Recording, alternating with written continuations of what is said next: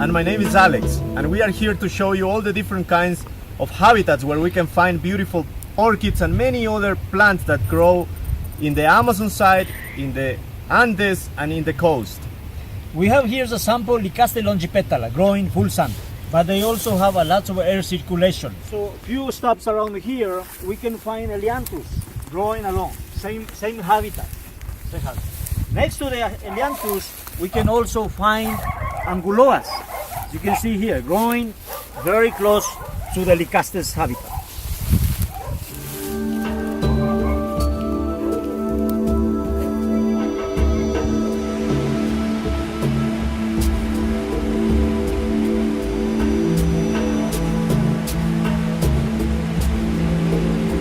We have Frangipedium besseyi in bloom along the roadside. But besides the Frangipedium besseyi, we can also see Frangipedium reticulatum, which grows very close in the same area.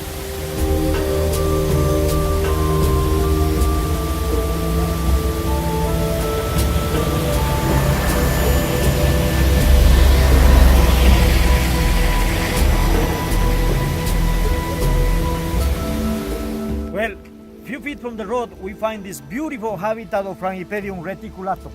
As I'm going to show you here, we have hundreds of seedlings of Frangipedium reticulatum growing next to the road. You can see here, all this road leaf is covered with Frangipedium reticulatum.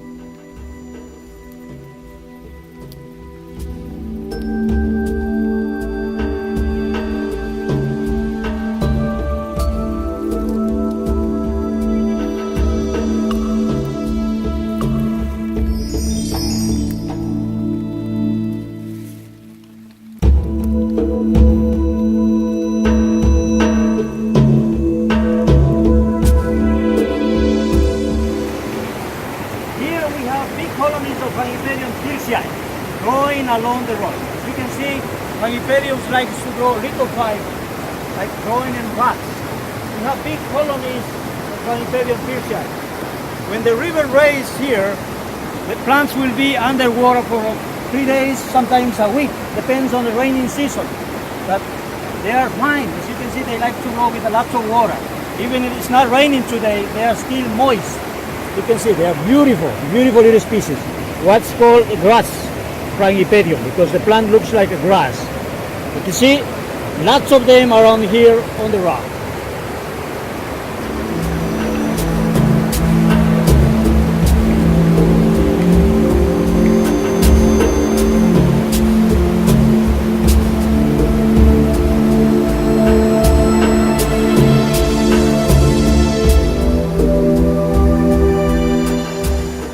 Ecuador, we cannot skip also these beautiful things along the road.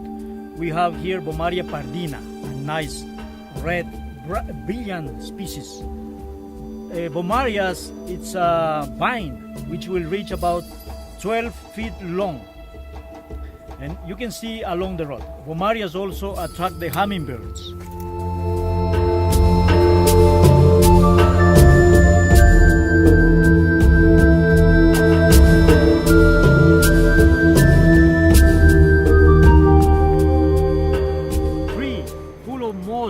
Lots of different species of orchids like maxillarias, daikias.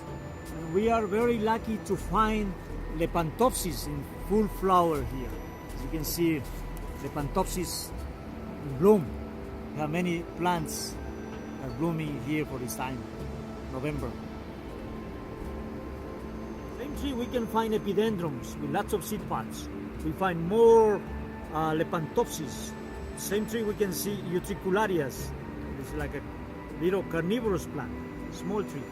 And also we can see here Trichosalpines pusilla in full bloom. This little miniature orchid in full bloom. As you can see here, we have like 3 or 4 plants with lots of flowers on it.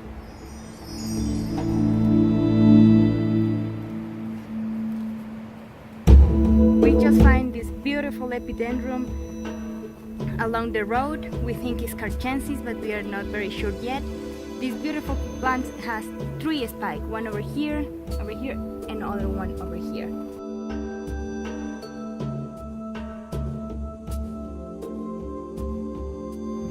We are so lucky today to find Chlorotalis dodsoni, a massive plant growing here, altitude of 2,200 meters or 7,000 feet.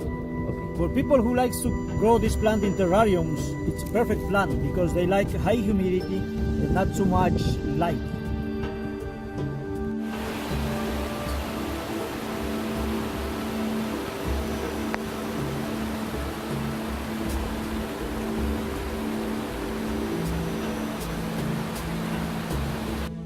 Here we have a beautiful Rodriguesia growing on a guava tree. It looks very nice, and I think most of them they will be in bloom during the tours of the World Orchid Conference. They are not far from the road, so it's going to be very accessible for everybody who is taking part in these tours.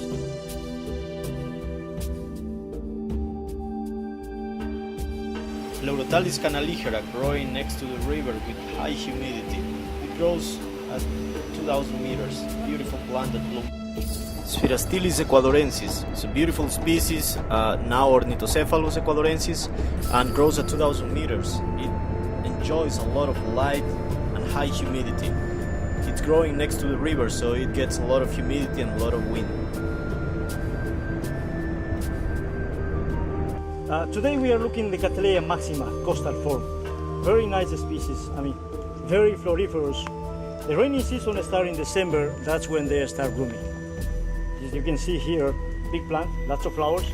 They like to have long roots so they can tolerate the dry season, which starts in May to December.